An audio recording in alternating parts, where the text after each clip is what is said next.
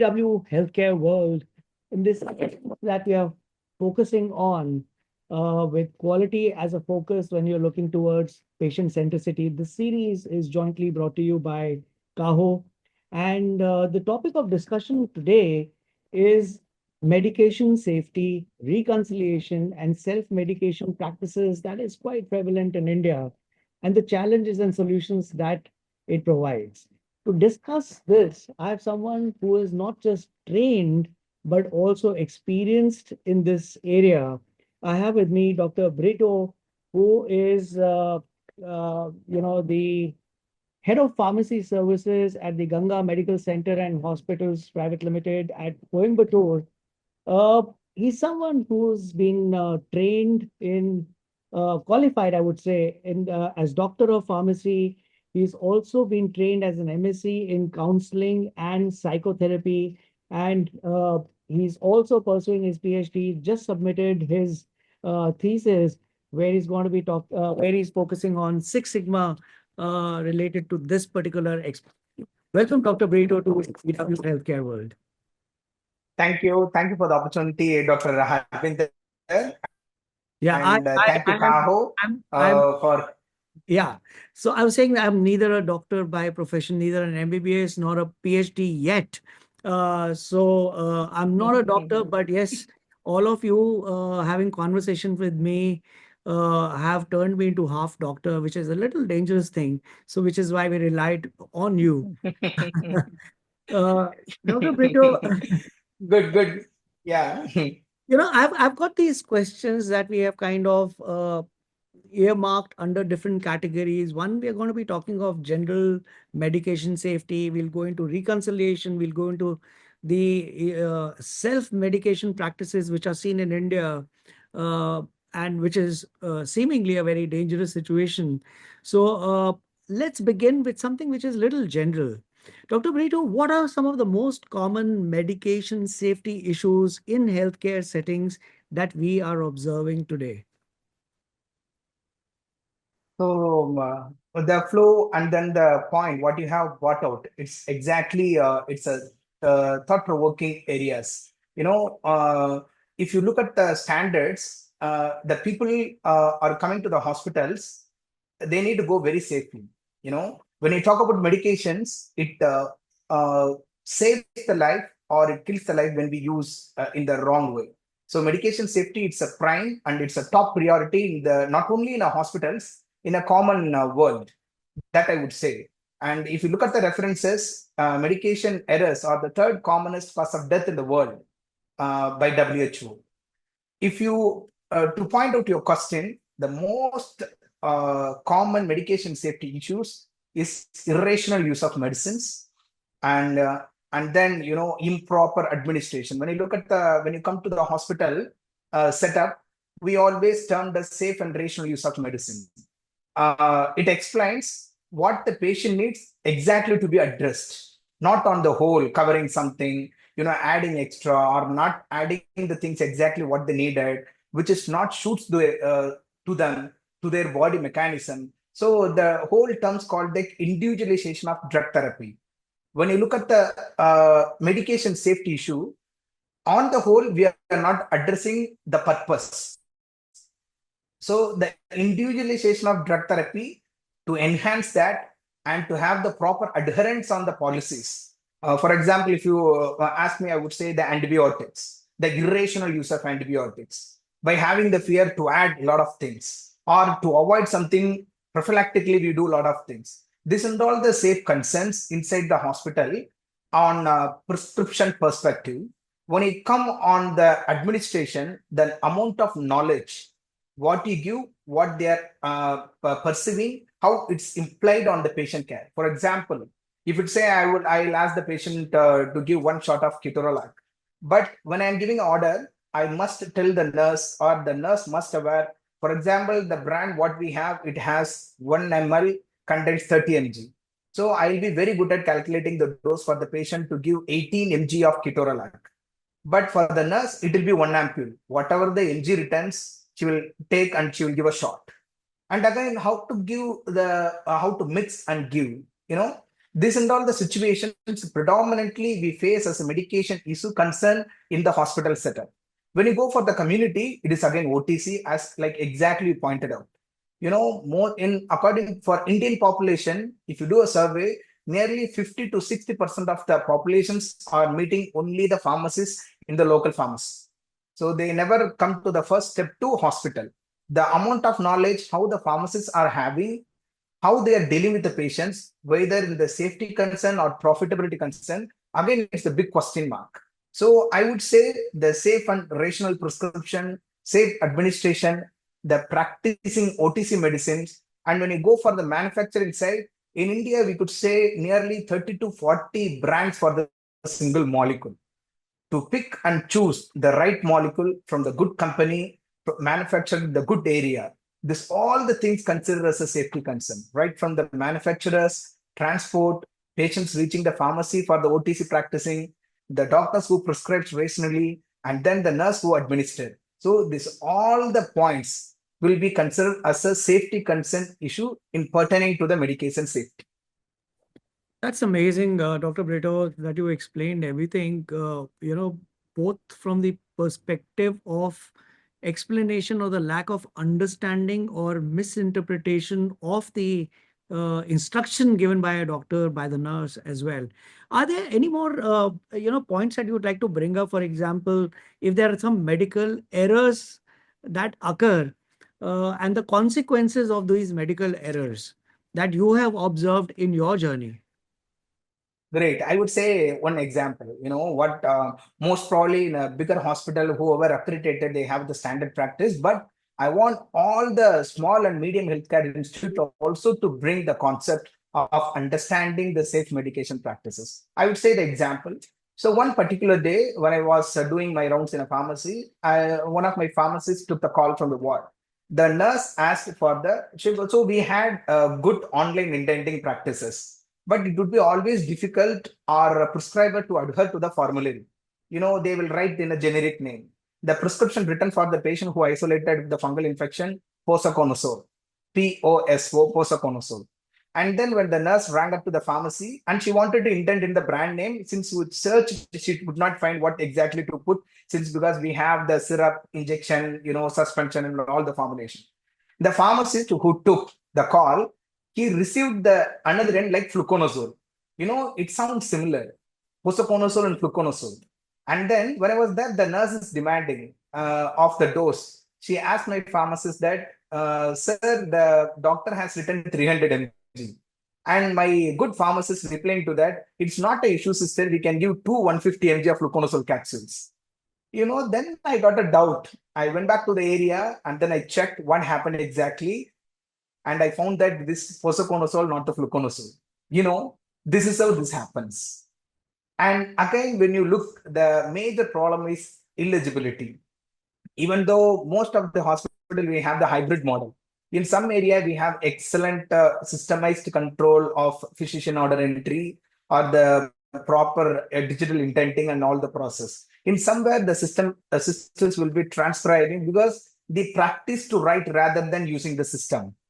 And then what happened was when the doctors write neurokine, Neuro, it is a vitamin supplement. Since it was written in the cursive handwriting, she transferred like nebivolol. It is a beta blocker, BP medicines.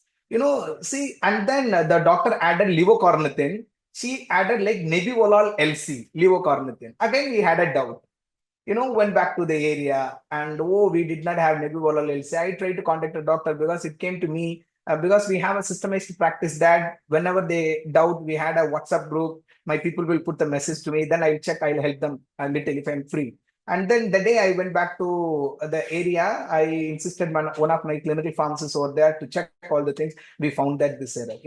How collaboratively we are working, and this is very dangerous when you did not get back to the prescriber for the better understanding of the drug before you dispense or before you administer, before you educate your patient. This and all the common consequences. When you miss it, it may lead to overdose or underdose or duplication. Sometimes it may harm, leads up to death. It all happens. I'll give you one another example.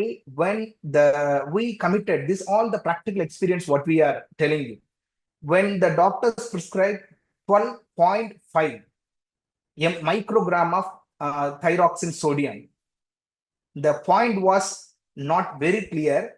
We have given 125 microgram of thyroxine sodium. Think that the small dot it missed, that may be the full stop for the patient's life. It the consequences on medication errors, it deadly dangerous. So always I would advise, even the small doubt on the prescriptions or the administrations or the dispensing has to get cleared before it reaches the patient's side. This is the consequences practically I can share. Dr. Britto, thank you so much for sharing this because, while you were talking, I was just trying to think in my mind. There was a time when a person who, or the nurse, or anyone else who was required to dispense a medicine was shared that, doctor would be writing and saying that, this is what it is. I'm just writing it here, but I'm explaining it to you. Right? Today, Yes. it is all virtual. I mean, it is given and the parcha goes to the nurse. The nurse goes, sends it to the pharmacy. And it's like the Chinese whispers that actually happens, you know. And you Yes. very beautifully brought out that this error of missing that dot could mean a full stop for the life of a patient. It is Yes. so important that we start looking at using technology so that all these errors, or assume that the other person will not be able to understand. So let me write it as clear as possible so that the errors can be, minimized. Uh, Minimized. Exactly. Dr. Brito, let me come to the next part. Why is medication reconciliation a critical step in the patient care, especially when it during transitions? See, at the time of transition, it's an excellent question I would like to answer, because I'm waiting for this question when you talk about medication reconciliation. In each transitions, when you look at the patient, all the patients are not same, and not from the same cultural background, not from the same spiritual background, not from the same mentality, not from the same financial status. The reconciliation, first of all, I would make you to understand, it is a defined process where it is a holistic approach of the medication list to be made according to the patient needs. I would tell you the flow. I can make you to visualize this. Assume that I'm working in a major trauma care center. The patient, whoever comes here with a critical road traffic accident, think that at the time they reaches the hospital to the emergency, the situation is not same as like the normal patient who walks to the hospital with fever. you know how should effectively I'm taking the history, how should I doesn't even know whether the patient is a cardiac patient who is taking the warfarin, or who is taking clopidogrel or any other antiplatelet, or what on what drug. The first step on admission, we should not miss the complete medication details. And then I'll put the patient in the emergency room for some time, do stabilization, and will make keep the patient in the ward or in the room side. That's step two. And then before we are taking the patients for the procedure, we do a lot of anesthesia checkup, anesthesia fitness. And sometimes my anesthetist may ask the opinion from the cardiologist, endocrinologist, pulmonologist, or whatever the physician, to see the patient to get the fitness for the surgery. It is called as the cross consultation. Whoever gets in, they will add one drug or delete one drug or change one drug. That is the second part. The first part is admission. The second transition you see in a ward level, the cross consultation, or when you are asking the different expert to see, or when you are asking your plastic surgery team look at the patient, trauma unit team look at the patient, spine unit team look at the patient. Whenever they add something, they should not miss something. If they add brigabalin with gabapentin in a particular brand, it should not cross-check with the one another brand of brigabalin by the different unit. When the first physician want to hold carvedilol because of some cardiac arrhythmic changes, to change the nebivolol or some other thing, the second physician who gets into that should not disturb that. It's a collective plan is made when the patient to take before the surgery. When the patient is taken for the surgery, it's the third step. You see, the patient will be on pain and they will be putting the patient on IV NSAIDs, for example, IV paracetamol, IV ketorolac, all the IV. It will be there for the first 2 to 3 days of the post-operative period. Once the patient's pain is settled down and everything to be cut down to oral tablets. You see, the IV paracetamol cost is not less than 500 to 700, and oral paracetamol it's only 2 rupees. The third concern is when the patient shift from the high risk areas to other areas, changing the shift from IV to oral. When you are having the patient from ICU, where you are putting the patient on injection minocycline, which is cost around 1,500 to 2,500 rupee. When you wanted to step down the therapy to oral, which is cost around 50 to 60 rupee, it all has cost concern. And when you discharge the patient, for example, I can give you the example. See, my patient is having diabetes on oral hypoglycemic drug. The patient is taking oral medications. Since because I wanted to settle all the glycemic under the control, our endocrinologist may shift the OHA to insulin.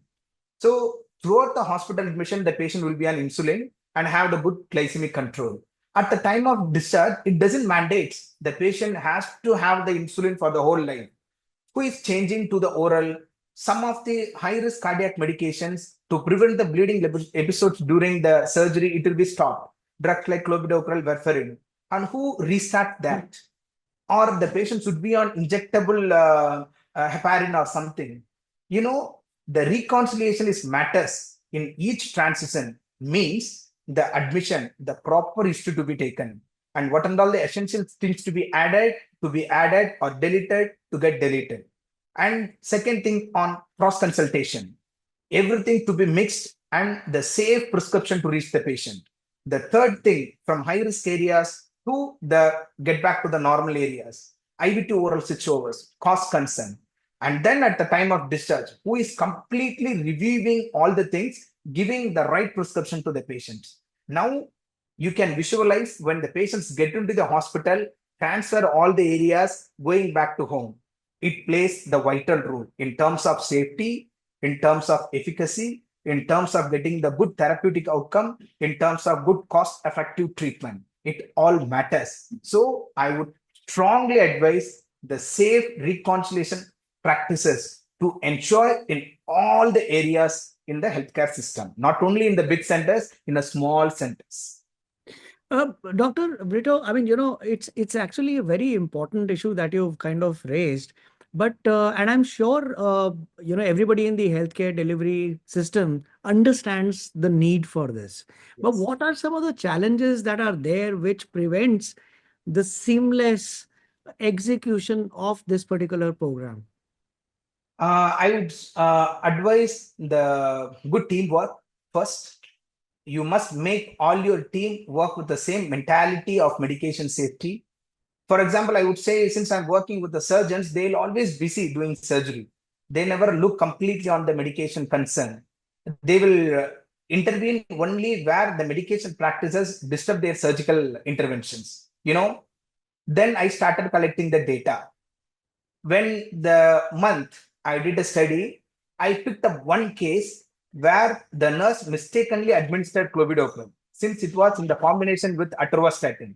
The patient is a cardiac coronary artery disease, and the patient was prescribed with atorvastatin with clopidogrel as a combination from the outside clinician. So here during the assessment, they thought it is only atorvastatin, but the patient received clopidogrel also.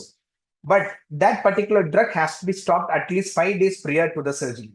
And the duration of stay of the patient is getting increased, the cost is increased. We need to wait to pick up the case like this to put it in a clinical forum. Whenever we have the standard clinical meeting, I took up the case, I put it for the interest. And then I told them the cost concern, the safety concern, the patient dissatisfaction on our care and everything. That made the whole team to work on it. And then it has a direct impact on the practice, the protocol change. And then the protocol will be implied to whoever gets in newly to us as a consultant or as a fellow or as a DNP graduate. Whoever gets in, we have to have the induction program which is inclusive of this. So that making the teamwork is prime most important. And the second thing, making the protocol. And I do all the clinical pharmacist led activity. I have different clinical pharmacists placed in all the areas. I have the critical care pharmacy where the errors are huge. And then I have the oncology clinical pharmacist where these are all the focused areas, the cost and safety. When you missed something will go bigger. We may lose the patients. And I have the general ward pharmacist and I have the pharmacist in a pharmacy. So the pharmacist led the audits and giving the feedback to the consult team. For example, particularly if you are my consultant where I am observing the deviation of practice in your unit, the proactive explanation and intervention is mandatory. That has to be documented, that has to be reflected on your monthly meeting, making them to understand. And I strongly suggest the electronic medical record system. When the admission, transition, and cross consultation, discharge, everything is digitalized, and you have no worry at all. Everything is compiled, and whoever come to look at it, they can have the single click. It will give you the list, what and all the medicines the patient is on, what has been stopped earlier, what is added newly, what is the plan at the time of discharge. Everything it will be giving you. When we have the strong systems in place on the protocols, procedures, and then the group to enter all the things into the system, the first thing is you have to have a team building. Your clinician must be understand that, your nurse must be understand that, your physician assistant must be understand that, your pharmacist must understand that. So it would be easy. From the single click in my desktop, I could see all the things. Then I know the way to prioritize the patient. I can go and look at only those files. So recently I did that. So instead of going and looking at all patients, we must know the way to prioritize. So first, what I will do is I'll have the list of the cross consultations for the previous day. So I know the patients. Whoever gets only for the fitness for the surgery, I will leave. For example, the patient will be on 30 years old, obesity, don't have any comorbidities, reviewed by the cardiologist for the anesthesia fitness. I never look at it. But when I'm having the 65 years old patient who come with a diabetic foot, who has the critical complication on the kidney, and the cardiac patient reviewed by the cardiologist, that case, the day one I wanted to see as a first case. That I will look. In the first day, if I look at it, and then the next all the days it will be unfollowed. There won't be much changes.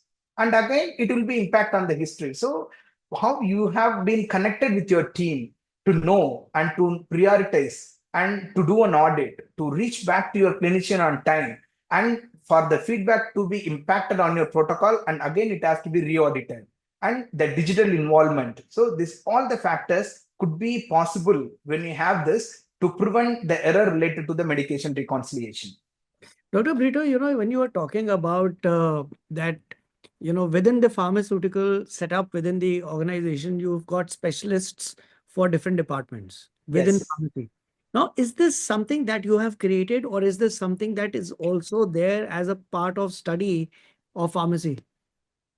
It is a part of study. So recently, the Pharmacy Council of India in 2008, they brought out the degree called Doctor of Pharmacy. They Mhm. are the people who specialized in clinical pharmacy and pharmacotherapy. They are the people who look at the medication management, and they would request or advise and give their suggestion to the clinical team to individualize the drug therapy. They are the one who monitor and regulate the drug prescriptions inside the critical and clinical areas. It Got is not only restricted with that. We have antimicrobial stewardship pharmacists. We have a pharmacist in nephrology. We have infectious disease pharmacists. Now the specializations are coming up. We need to include those kind of people in, so that it would be easy for your clinical team. They can do their work, and whatever all the deviations, whatever the team is doing, they have to have the good coordination with them so that the error will be minimized. correct.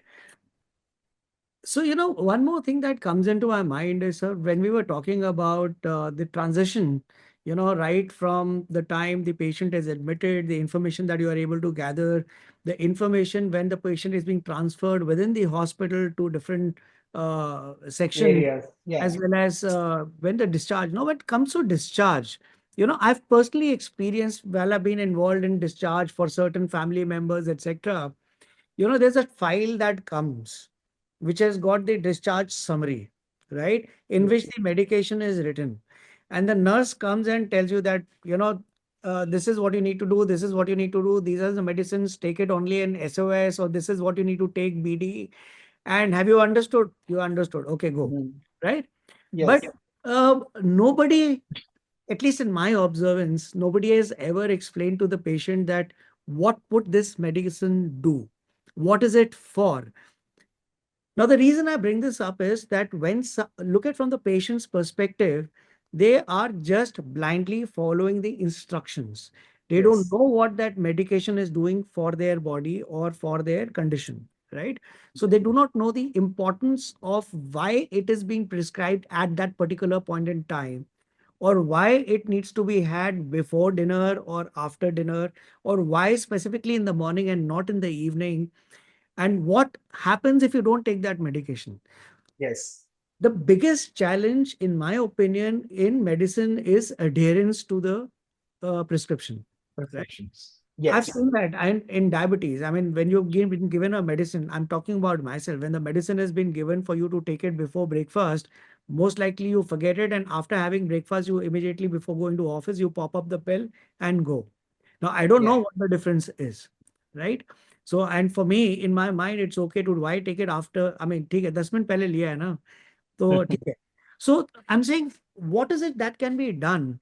Is it something that the doctor needs to do? Is it the role of the nurse, or is this a role that should be taken by a pharmacist within the hospital, that they interact with the patient before the patient leaves, because they have no interaction with the patient at all?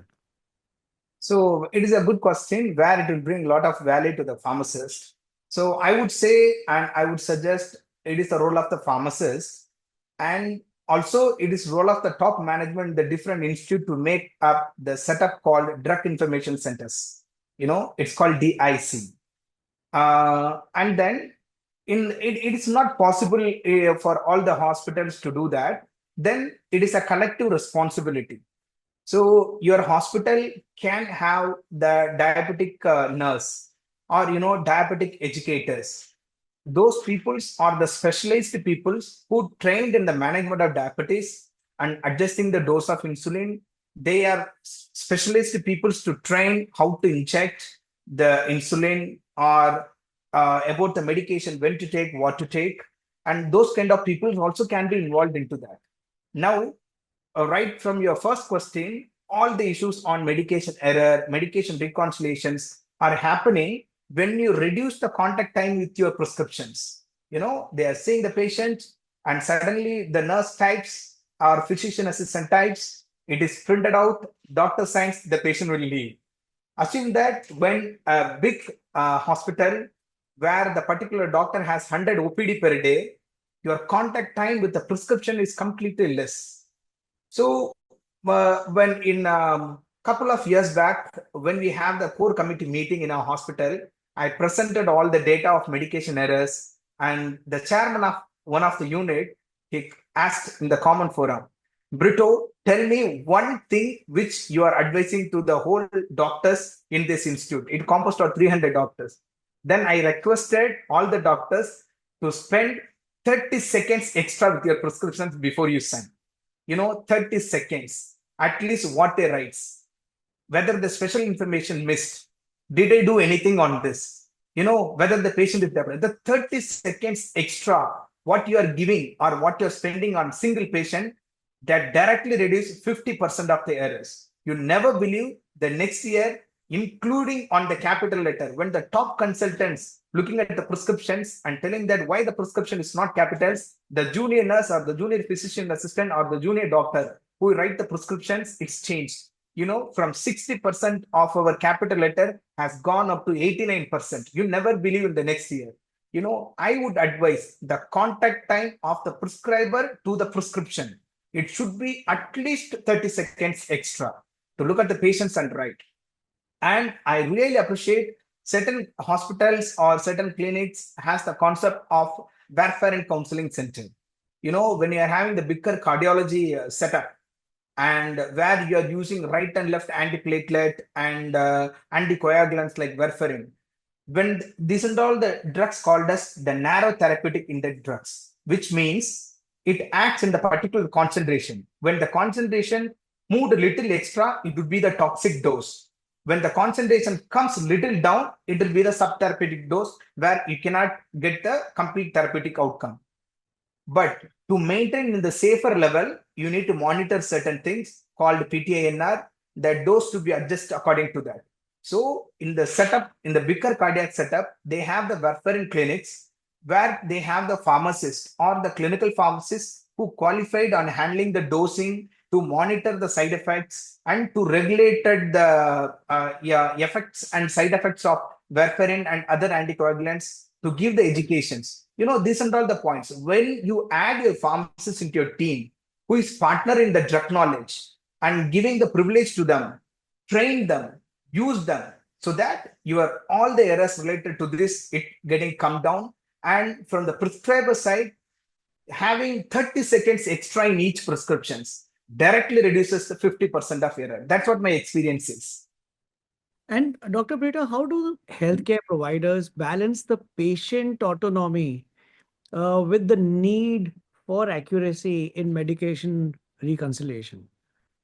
So coming to autonomy, it must be respected, I would say all the time, but the clinical need has to be addressed. It should not be diluted, respecting the autonomy of the patient and the clinical need to be addressed. So coming to that, for example, when you have the patient rush to the hospital where the patient has to be thrombolized, you know, uh, so that has to be addressed, I would say.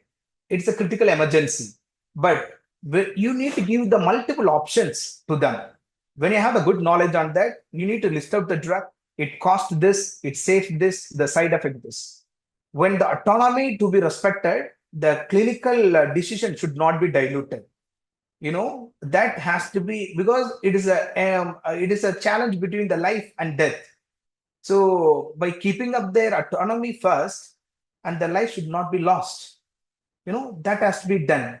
And this is one side for the critical emergency. And the second side, when you have the patients with retroviral infection or any TB, even the small TB, some patients will tell them that please don't share. In that particular area, they never dilute the treatment, but they don't wanted it to be revealed. So we need to address based on the clinical situation, on what basis we are having the patient into us. So in it is into the critical emergency, definitely yes, and non-critical emergency, yes. But the clinical decision, what you make as a prescriber, what as a pharmacist. For example, when I am being in a pharmacy, the patient comes and asks antibiotic for 2 days. The patient is critically infected, and this and that. So I would educate them. I should educate them. But the same patient, when one patient want the HIV medications, he feels shy. I must respect. I'll cover all the things. I know that he is coming with some infection. He feels that it should not be revealed. It should not be commented. It must be respected. The privacy to be maintained. I respect all the things. The autonomy is a prime concern, but the clinical decision for most important on this in terms of medication, safe medication practices. Absolutely. I couldn't agree more with you on this, Dr. Brito. Dr. Brito, next issue that I'm going to take up is something which is extremely, extremely important when it comes to our country, which is the issue of self-medication practices. And it's not just self-medication practices, it's also, I think the most critical layer of consultation gets missed in our country. People don't go to a doctor, they go to a chemist to find out what they should be taking, right? So, Yes. my first question to you is, what are some of the risks that are associated with self-medication, especially when it comes to chronic diseases? Chronic diseases, exactly. I would say an example. See, when you have the patient with rheumatoid arthritis, say for example, you may have pain. The rheumatoid pain may flare up. You know, the first thing, they never go to the doctor. They never go and do certain tests or RA factors or CRP and what and all the inflammatory markers, because they know that when you go back to the doctor, they may need some radiologic investigation, better investigation to be done. They need to follow up. They need to fill the prescriptions and all the things. To cut short that, they will go to the pharmacy. They get settled with NSA IDs. For example, they can explain to the pharmacist that they have pain. They'll go to the pharmacy, they'll have, Bhaiya, I have multiple joint pain. The pharmacist in a pharmacy, they never think, they never try to diagnose, they never advise the patient, oh, it could be the kind of rheumatoid. I will give you the practice of medicines for 2 days. If it is not settled, go and meet the doctor. 80% of the pharmacist in the pharmacy or the chemist in the pharmacy, they never explain. 20% maybe. And so what the patient feels, they feel very comfortable. They settled their pain under control. Or 2 rupee, it did a magic, pain relief. The next day they can go for a job. You know, in a pharmacy, again, this is the first scenario. They may be addicted to NSAIDs.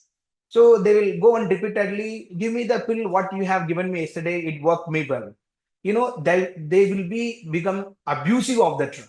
They will abuse NSAID. Again, it factors what NSAID gives, whether it is safe on the practice or what. If the diabetic patient, you are loading with NSAID, which is damage their kidney, end up with the renal damage. And after 6 months of abusing all NSAID, they will present to the doctor with the swollen legs, decreased urine output. At the time, we will write like NSAID abuse. The first thing for the chronic disease. Second, when you go to the pharmacist may give paracetamol first, and then he will add to the next NSAID, next NSAID. The patient lost the trust on the pharmacy. Get back to the pharmacist and tell them that, see, whatever the medicine you give doesn't work for me. What he next thought was, he'll put the patient on steroids. It works well. He will go and approach them. The small white pill did magic. Stop all the medicines, give that white pill. They demand for steroids and end up with some adrenal suppression. All the metabolism will go reverse and they'll go with the moon face, buffalo horn. This is all the sign of steroid abuse. Second thing. And third, the patient check from free diabetic, which is offered by the pharmacist, found to get diabetic. The good prescriber pharmacist will give some metformin for the profitability he will give. He'll make the patient to believe that, okay, this does wonder. The patient presenting to the doctor with some optic nerve damage, renal damage, diabetic foot. When the chronic disease happening, when the patient repeatedly approaching the pharmacist with some chronic disease, if the pharmacist feels it is not a normal one, the first thing they should do is they need to refer to the local doctor. Let them screen the patient, identify the disease. Then they can send the patient to the specialist where it can be addressed. For chronic disease, Indian population, 30 to 40% of the patient has chronic diseases, after which only 10 to 15% of them are reaching the doctors. Remaining 25% to 30%, they are treated by their own, by drinking kashaya and all the powders which is available locally, or they will meet the local doctor, get them cured, or they will go for some oil massage to treat the scoliosis pain. Everything will be connected. It's all the black magic, arts, and everything that's promoted more than the original clinical status is getting promoted in India. And we must strong regulations on all the things. And I'm sure that the government of India bringing out lot of initiatives to restrict the use of antibiotics, to control the substances. The government of India burning certain drugs to get sold in OTC practice. There are a lot of good initiatives are taken by the state government and central government. We must really appreciate on that. But the local authorities amend that act very strongly so that all the problems for the chronic illness is restricted. Sir, I'm going to club two questions together because they both are interrelated. What do you think is the role of patient education in preventing self-medication? We understand that awareness is important, but is it really working, or do we need to see it differently today? Second is, are there any specific set of populations like elderly people, or maybe the pediatric kind of Population. uh, you know, are they more vulnerable to the dangers of self-medication? Because दादी माँ के नुस्खे also, kind of के हमारे time पे वो दवाई खाते थे, वो चलती थी. So maybe you can address both these things together. Exactly. Good question. See, for example, elder, you need to address them by understanding them. That's what I would suggest.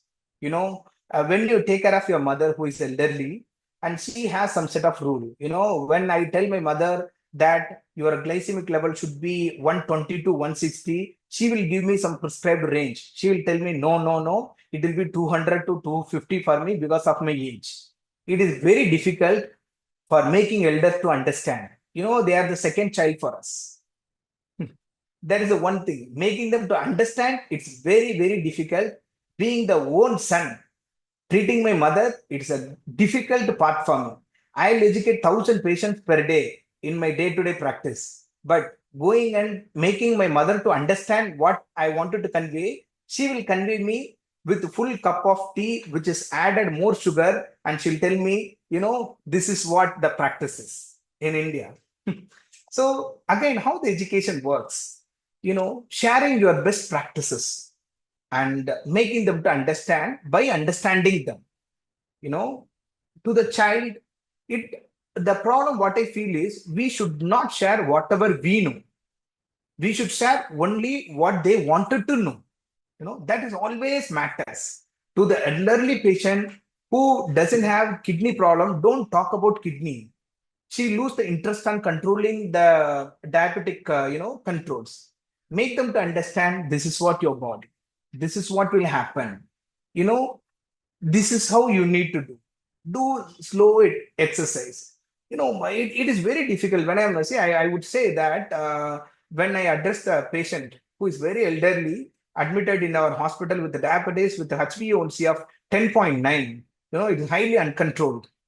I attended the patient. The patient is very, very active. She'll welcome me with a big smile and she'll tell me, come on, Britto, I am expecting for you today. I did not talk to you. you know, See, when our team decided to switch over from ORHA, that is oral medication, to insulin, she cried half an hour by holding my hand. She thought that insulin is something big. Since it is an injection, it is going to harm me.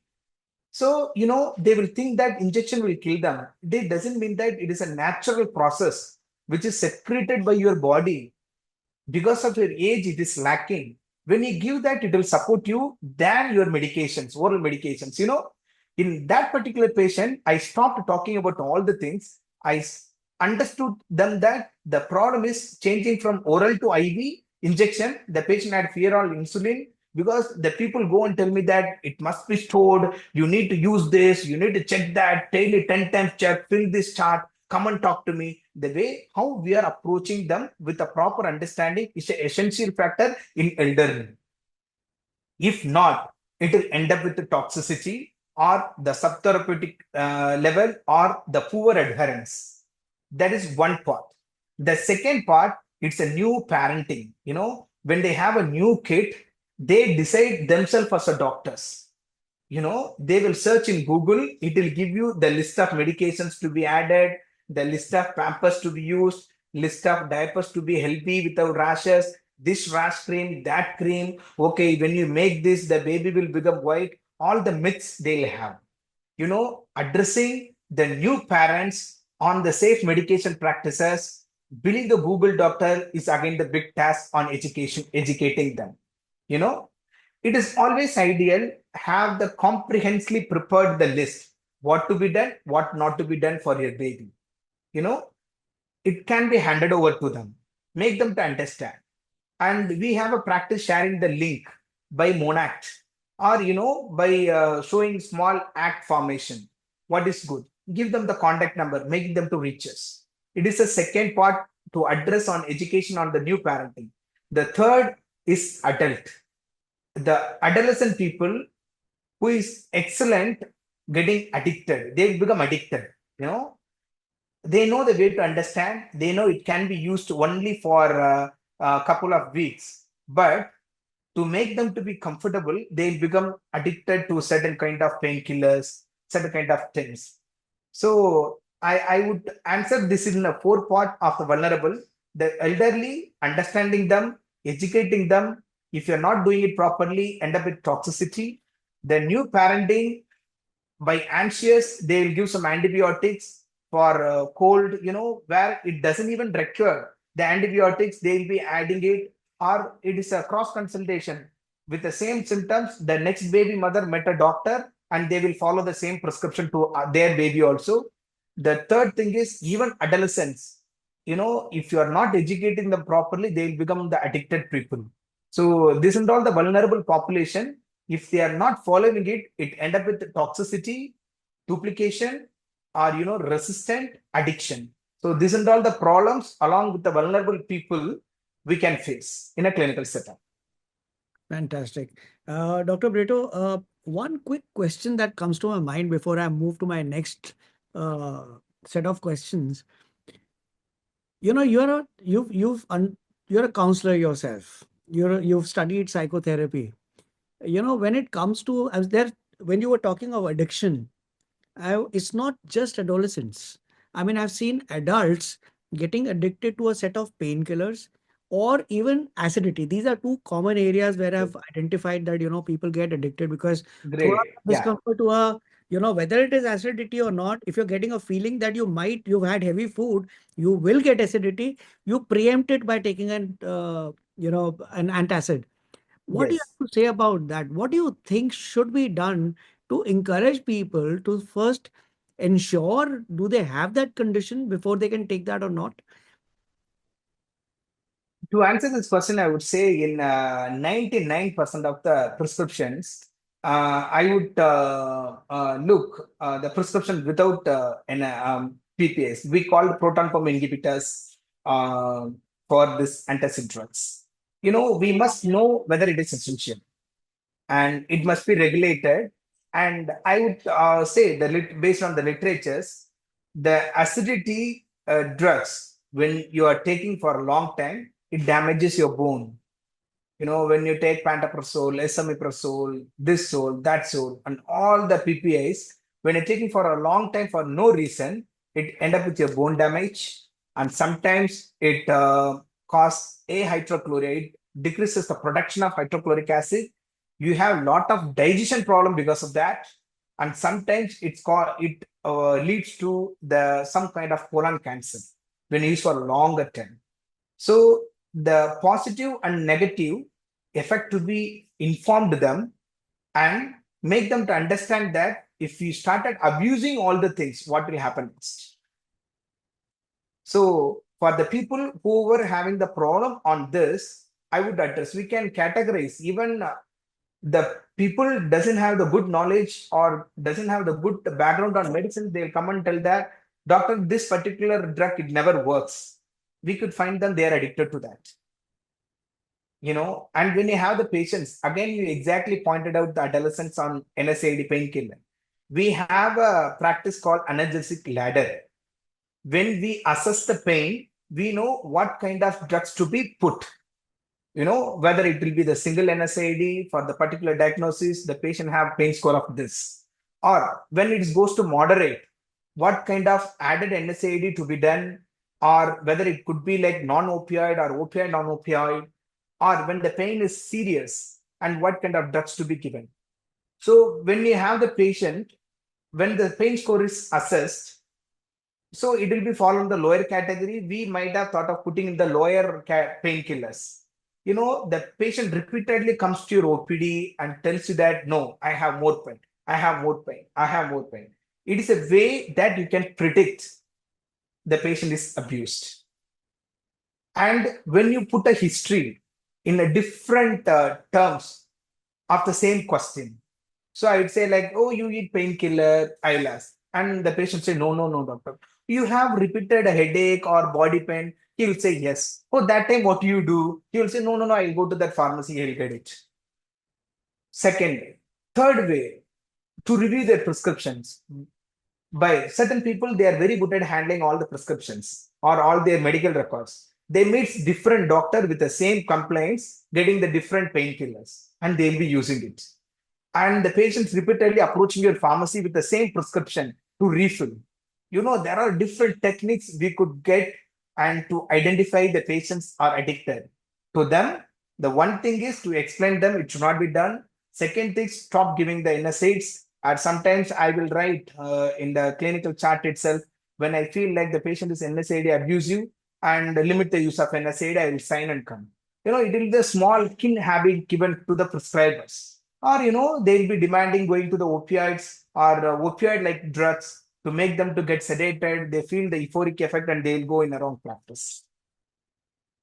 Uh, Dr. Benito, we were talking about awareness, that we need to create awareness.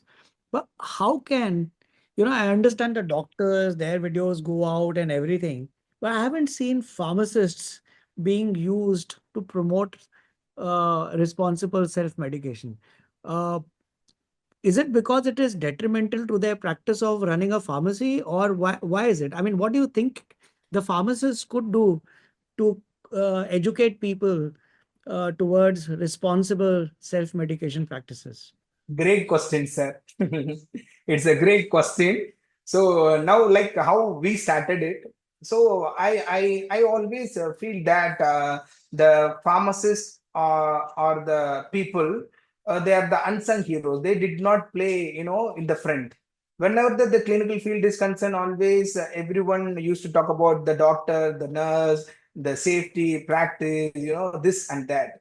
They forget we are the neglected people in the healthcare field, what I feel. The pharmacist. But, we are the heart of the clinical areas. Wherever you go to the patient area, there is a medicine. Wherever there is a medicine, there is a pharmacist. But how effectively we are treating the pharmacist, how we are giving the empowerment. For example, how we are funding for the educational program which is organized by the pharmacists. It's again the debatable. But I would say in the areas of certain pharmacy where they are trained to promote the way they possible, having the standee, having the alert videos, and I would here we implemented the practice how to use nebulizer.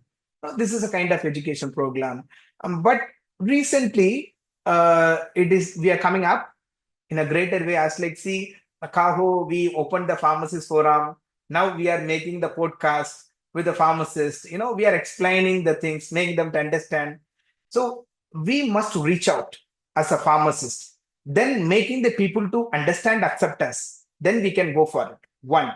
And then now there are a lot of places by the different regulatory authorities. It has been strongly implemented that at least once in a year, the pharmacist must have the rally on the pharmacist week. We celebrate Pharmacist Day on September 25th, and we have the pharmacist week on November. In that particular day, from their curriculum in their academics, or the college people, or the drug authorities, the local associations of IPGA, we have Indian Pharmacy Graduates Association, Indian Pharmacy Association, FIP, International Pharmaceutical Federation. With the support of those federations and associations, we are coming up, we are doing rally, we are creating the awareness. But what I feel like every pharmacist in the nook and corners of India should be the educator, should be the awareness creator, because we need to go, we need to reach all the people, but government should support and fund them for reaching out, as like how they are doing in medical and nursing fraternity. I couldn't agree more. I was just taking down notes. I was like, you need to actually have a brand champion in every locality. A chemist who is chosen to be the brand champion to take that cause in that locality. I'm going to pilot that project, sir. Thank you so much for this issue, raising this. Uh, Dr. Brito, what are the systemic barriers that prevent medication safety practices? The basic thing. We spoke about it initially when we were talking about doctors, the way they write their prescription, the pharmacist, the nurse, uh, doubly checking what she's taking and correlated to the condition of the patient to intelligent see that, is this the right medication for this particular condition, or is there a mistake I'm making in terms of reading it? The pharmacist being more mindful while dispensing the pharmacy, all that we understand, but somewhere all of this is happening in silos. You know, Yeah. I personally believe that in a hospital, nobody's intentionally making these errors. These are errors as is.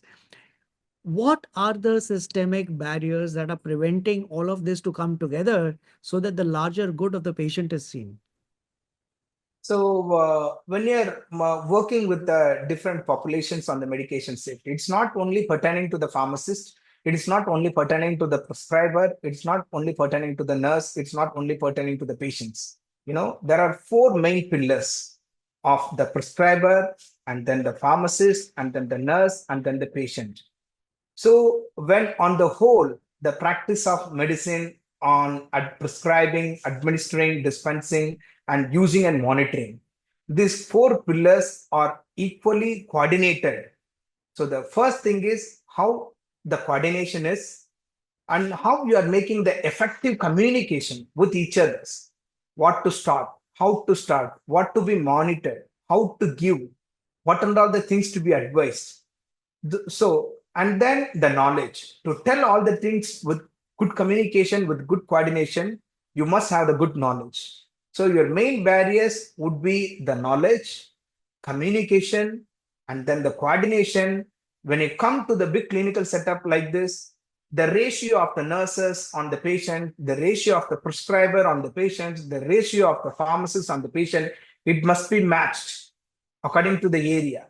When as a one nurse has to handle the administration techniques for 20 patients, highly pathetic. She never follows the protocol. She will overrule all the things. When you are not properly educated your patient, how to take, what to take, when to take, poor adherence. When I'm having the two pharmacists to handle 200 patients, errors, safety, and how effectively you are giving importance on the knowledge, communication, and coordination. Equally, you need to respect the people who are working on that, the safety of the prescriber, safety of the nurse, safety of the pharmacist. And if we are managing all the things, the safety of the patients are ensured. You have to have the proper ratio of allocating patient to the prescriber. You have to have the proper ratio of allocating the nurse to give the particular care. You have to have the good ratio or good manpower in the pharmacy to handle the crowded time, so that each and every steps of prescribing, transcribing, dispensing, administration practices are ensured safely, and then the safe medication reaches, and then it is safely administered, and then it is safely prescribed. So it is two domain. One is a knowledge, communication, connectivity on the patient side, and how we are managing in the hospital on the prescriber, transcriber, dispenser, administrator. So everything has to be properly planned. When you miss that, it all factors are the barriers, on the medication safety. Dr. Britto, we're pressed with time. I know I've taken a lot more time than what I had planned with you, but I still have one last question that I must take. Uh, what happens is everybody is talking of technology advancement today in healthcare. You know, when we are looking at technology advancement, we look at only the surgical side of it. That's the first thing that comes to our mind. Yes. But we forget that technology advancement also makes a healthcare system more efficient, uh, and ensuring that we are moving towards doing the right thing, and we are moving towards ensuring affordability, accessibility, etc., making the hospital more efficient. What technology innovations or the best practices do you see shaping the future of medication safety? Great question. Even this is the last question. It has more, value to the whole session. So do not go with starting with AI involvement. So the basic structure is converting your manual practice into the digital practice. That is the first step. Manual to the digital transformation, at least to the medication practices. The first thing is slowly build up the culture of having the online prescriptions. Online prescriptions. For example, it avoid legibility, illegibility, and all the columns. When you look at the prescription, my first challenge when I joined in this institute is to make them to write all the columns of the prescription, the proper legible capital letter, dose, duration, frequency, what route. This would become the very big challenge. 50-50 of the prescription will be completely filled. 50%, the duration is missed, frequency is missed, dose is missed. Since because they write brand name, they feel that okay, only that brand to be discussed. That particular brand will be available in a 10 different doses. When you have carvedilol, it available in a different doses. When you write, enoxaparin, it available in 20, 40, 60, 80. Slowly you step up in the medication practice to the digital era on online indenting. It is the first step. That increases, and it increases the visibility of the pharmacist to understand and to give the safe dispensing what drug at what dose, and make the nurse to understand in what frequency and what route. And it clearly instruct this many duration. When everything is systemized, that's the first step I would advise. Converting the manual into digital, making your whole team mind to be changed. So every records, you can avoid your reconciliation error, the proper documentation ensured, and all the things. That's the first step. Second, you can have the barcoded system in a pharmacy. In a busy setup, the same drug which will be available in a different strength. When you have the different barcode and scanning system, it never match. When you have the scanning, it will be visible. When you scan, it will bill. The wrong drug will be built. You have the barcoded system enabled into your pharmacy. It avoids again dispensing error. And barcoded system on administration. When you administer this drug, you scan that, and it automatically impacted on your system. The same drug has been administered. It's all interconnected. And the clinical decision making or individualization of drug therapy. For example, at the time of admission, if my record type to have, for example, I'm allergic to paracetamol, systemized restrictions will be popped up. When I try to intend the one brand of paracetamol to the pharmacy, or when I try to advise my patient to go with the pharmacy. When you have the proper documentation into the system, that will be reflected on each areas, which will be interconnected into your pharmacy software. Everything will be restricted. You cannot restart the allergic drug unless otherwise you give over comment on this. It will give you the pop-up. When you try to put the intent, it will give you the idea that you cannot be prescribed this drug because the patient is getting allergy. Now you can write it. The immunological tests are negative. I wanted to go with it. And when your laboratory things are interconnected for your culture sensitivity report, it will give the pop-up. Your culture sensitivity report has come, select one drug. So the resistant drug will be stopped. And then the right drug will be started on time. And then the collective clinical decision. When your patient renal parameters are worse, you cannot choose aminoglycoside from the culture report because it is a nephrotoxic drug. The collective clinical decision. When you convert into the digital era, the way how we are mapping all the things into the sequence according to your need is matters. You should not put this is the work of the IT guy in your hospital. The information must be given from the top level. So you need to sit with your doctor, you need to sit with your nurse, you need to sit with your pharmacist, you need to sit even with your reception staff. What to be needed, what to be collected, what to be entered, so that the repeated information can be avoided. Again, the doctor should not ask the same question. Again, the pharmacist should not aiming the same thing. The nurse should not collect the same. Once it is filled, it should be reflected all there. Whatever their forms are there, the half-filled details are ready. And then whatever the clinical assessment to be made, that should be made. When they add the drug, if the patient is allergic details should come. That must be avoided. When the culture report is ready, the concerned doctor should get a message or mail. And that has to be incorporated within. That time frame can be monitored so that the resistant drugs can be stopped. When you involve technology, you can have all the things. When you run with the prepared technology for 1 or 2 years, you have a collective data and you can put your AI application into it. It is a database. You collect the data, apply AI, and it will give you the information. All the things on hand. It's on handy, right? So start from the basic on online indenting. Document all the things. Have an electronic record. Cumulative data you generate. then you can go for AI application. It will give you all the information, make all your work easy. Dr. Britto, this has been a fantastic conversation. I mean, there's so much of the basic nuggets because, I always believe that when we are trying to make systems better, we always want to do better than something which has already been done. But we forget Yes. that the basics need to be addressed. Something like the readability of the prescription, ensuring that there is clarity in terms of not just the brand name that you're suggesting, but the dosage, and then also ensuring that it has not been misread or misunderstood, not just by the patient but also by the nurse who's asking the pharmacy to give the medication in the hospital.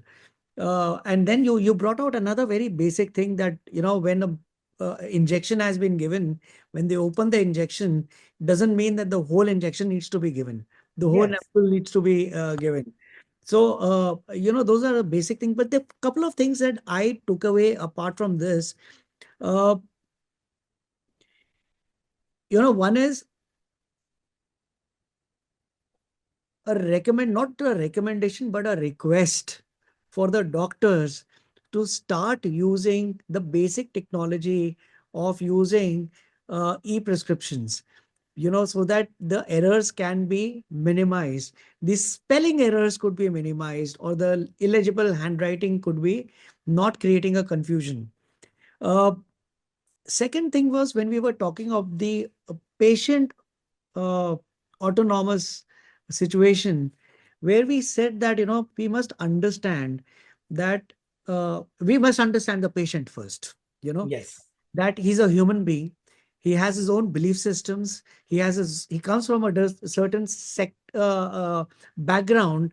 We must ensure that all information is made available to him. So if there are medications which have different brand names, the cost, whether there's affordability for that patient, accessibility. I mean, in certain cases like oncology, there are certain drugs that need to be imported, but do they have the ability to get those drugs from overseas?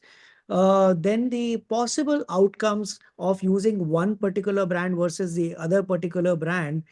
And so basically empowering them with all information so that they can make an intelligent choice on their own. But we have to feed Exactly. them with all the parameters so that they can make the right choice. Yes. Uh, then, we need to change the mentality of people. We need to change the mentality of every person in the every stakeholder in the ecosystem. It's not just the doctor, the nurse, the pharmacist who's there at the pharmacy at the counter who's dispensing the drug. And if they have a doubt, their ability to go ask for help, to Yes. understand and not show that I know it all. So that humility to go seek help can save somebody's life, because at the end of the day, there's one statement that has got ingrained in my head, and I'm going to be using it more often than ever, is that missing a small dot could mean a full stop for the patient, right? Yes. And what that leads to is uh, that you had suggested something for the doctors as a part of your study, that spend 30 seconds more to just read your own prescription to find out if there are these errors, right? So that dot, which could be the full stop, should actually make a red stop sign for the doctor before he signs. You know, Great. so that is very, very important. That's my big takeaway from this conversation. Thank you so much, Dr. Brito, to take out time early in the morning during your work hours to share all this very, very important information with us. Thank you so much, Mr. Harbinder, for the opportunity. I must thank Kahu. It's great connect with you. You are the ever best person. Had a good interaction with in this forum. Thank you so much for that. Thank you so much, Dr. Brito. Thank you. Thank you.